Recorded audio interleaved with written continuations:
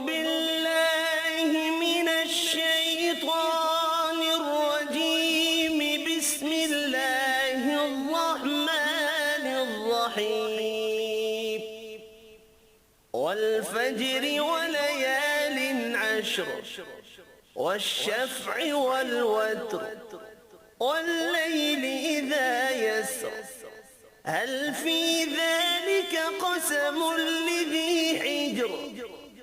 ألم تر كيف فعل ربك بعاد إرم ذات العماد التي لم يخلق مثلها في البلاد وثمود الذين جابوا الصخر بالواد وفرعون ذي الأوتاد الذين طغوا في البلاد فأكثروا فيها الفساد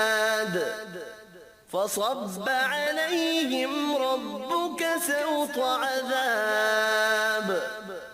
إن ربك لبالمرصاد فأما الإنسان إذا ما ابتلاه ربه فأكرمه ونعمه فيقول ربي أكرمن وأما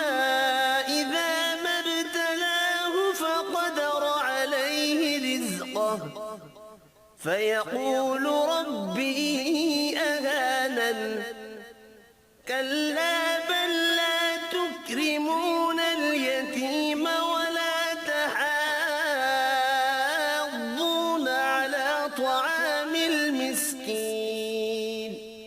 وتأكلون التراث أكلا لما وتحبون المال حبا جما كلا إذا دكت الأرض دكا دكا وجاء ربك والملك صفا صفا وجيء يومئذ بجهنم يومئذ